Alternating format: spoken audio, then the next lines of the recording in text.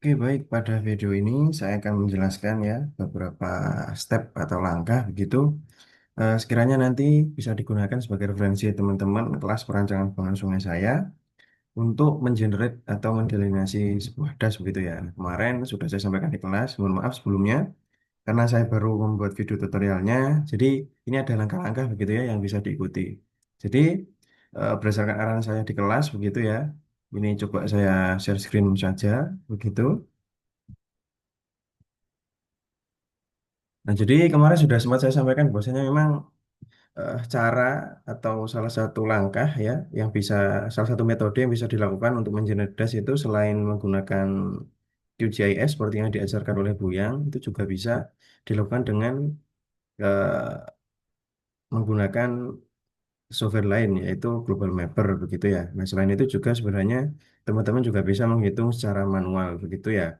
Apabila nanti dikendaki dari hujan ditransformasikan menjadi sebuah debit begitu. Nah, jadi dari sini kira-kira bagaimana langkahnya? Yang pertama jelas adalah teman-teman harus mendownload dulu ya data ini, data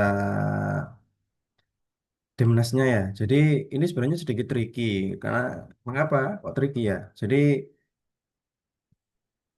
teman-teman bisa menyesuaikan dengan lokasi dasnya ya. Nah, seperti yang saya sampaikan kemarin bahwasanya saya cek beberapa di pekerjaan teman-teman begitu, itu hasilnya banyak yang ada yang terlalu luas, ada yang juga terpotong begitu ya. Nah, itu mungkin salah satunya bisa diatasi dengan silakan nanti diedit saja, dinaikkan saja hingga ke hulu begitu, sehingga nanti hasil das yang di-generate itu bisa lebih kecil gitu. Nah, nanti tidak masalah, tapi diusahakan juga dasnya jangan yang terlampau kecil sekali, sehingga nanti debit yang dihasilkan juga hasilnya tidak sangat kecil begitu ya.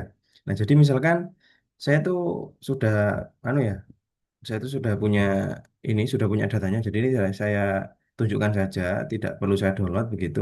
Jadi saya memodelkan hidrologi di sekitar Surabaya sini.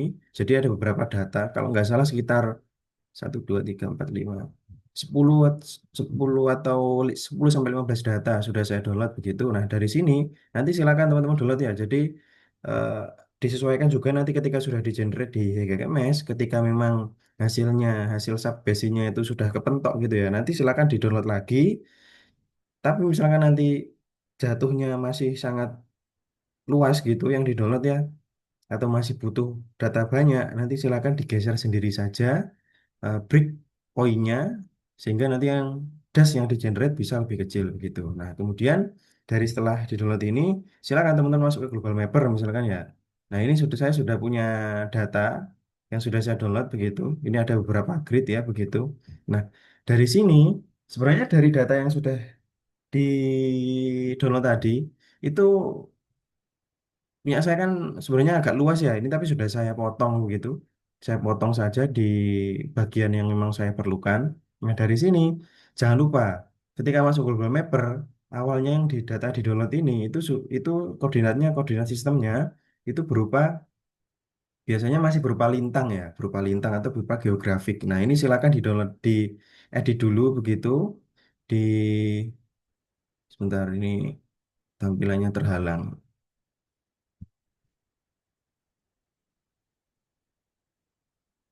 di sebelah sini projection ya. Nah, ini silakan. Ini awalnya biasanya geografik ya, geografik. Mana geografik? Ini eh geografik. Ya, ini biasanya geografik latitude longitude ya. Nanti silakan teman-teman edit menjadi UTM saja. Nanti dia akan otomatis zonanya akan berganti begitu. Nah, ini silakan di-apply gitu ya. Nah, kalau sudah di-apply, nanti bisa diklik kanan pada layer yang file ini. Kemudian di layer selanjutnya bisa diekspor begitu. Nah, ekspor, pilih file atau pilih konversi, ekspor formatnya menjadi GeoTIFF. Nah, ini bisa disimpan di lokasi yang teman-teman kendaki. Tapi sebelumnya perlu disetting dulu. Nah, ini perlu ada hal yang diperhatikan ya. Jadi, di sini itu bisa dilihat sampel spacing atau scale-nya berapa. Jadi, ini adalah apa maksudnya? Ini maksudnya adalah data Demnas ini ketelitiannya itu adalah secara grid ya, secara grid kotak itu sekitar 8,279, 8,3 kali 8,3 artinya apa? 8 setiap 8,3 kali 8,3 grid meter itu diwakili oleh satu data saja. Nah, makanya banyak kasus ketika memang hasil dari data Demnas ini menunjukkan ketidakakuratan gitu ya, karena memang resolusinya yang belum baik. Nah, ini juga jangan lupa dicek file apa di checklist ya, dicentang gitu, generate PRJ filenya. Kemudian untuk ekspor donnya bisa di all loaded data karena memang semuanya ya kita mau ekspor begitu. Atau misalkan memang teman-teman nanti mau menyesuaikan saja dari data Demnas yang mau di down, mau yang mau di ini, yang mau di generate, nanti bisa digambar aja. Misalkan cuma segini atau seberapa ya. Tapi ini karena memang semuanya saya butuhkan, jadi saya download, saya ekspor semuanya. Nanti bisa di kotaknya disesuaikan dengan eh, kira-kira saja begitu ya, agak lebih kecil misalkan karena memang datanya yang di download terlalu besar begitu. Misalkan ini saya cancel aja, saya pilih all the data ya. Kemudian ini saya oke. Nah, kemudian silakan dipilih di mana. Ini misalkan saya simpan di yang gampang aja untuk dicari sebagai contoh ya. Oke, silakan ditunggu konversinya. Nah, sambil menunggu teman-teman bisa masuk ke HKMS ya. Misalkan di HKMS ini saya buka ini ya, buat file baru ya. Gitu. Nah, ini jangan lupa ketika awal-awal men-setting ini, jangan lupa untuk disesuaikan. Kan saya buat di sini saja.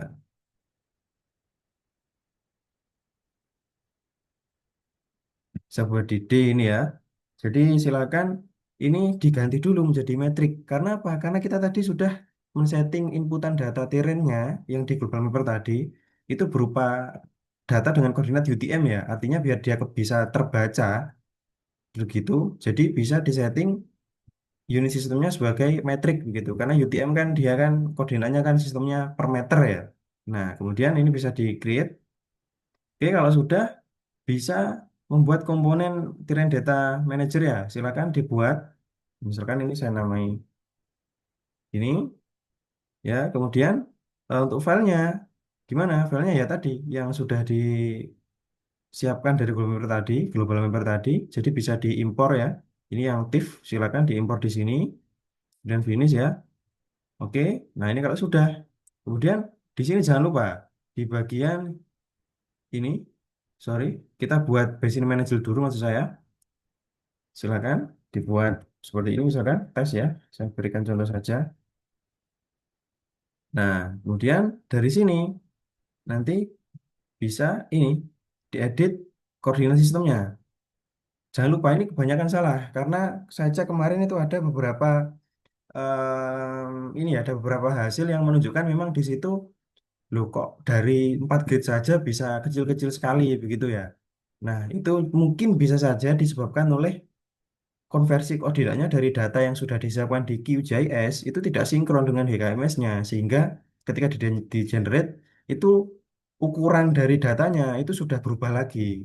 Jadi semula misal memang dia lebih kecil, ini jadi lebih besar sehingga ketika sudah di-generate dengan luasan ini ya, luasan identify stream-nya sudah besar, tapi hasilnya masih sangat banyak spesiesnya ya. Mungkin bisa jadi karena itu. Nah, dari ini bisa di-browse saja dari file ya.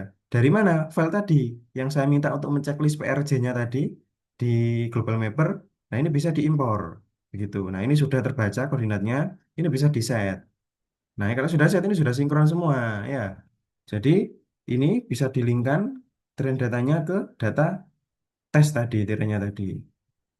Nah, ini sudah akan muncul begitu. Nah, kurang lebih seperti ini tampilannya nanti ya, gitu. Nah, dari sini nanti silakan teman-teman lakukan analisis JS, bisa per-processing dulu, kemudian per-process drainage, dilanjutkan dengan identify stream, kemudian breakpoint manager, dan juga nanti delineasi elemen ya. Nanti dari sini akan terbentuk atau terbentuk ini subbasin teman-teman yang akan digunakan untuk mengkalkulasi. Seperti itu saja. Mungkin sekian ya video ini ya. Silakan dicoba gitu. Ini langkah yang cukup sederhana saya rasa gitu ya.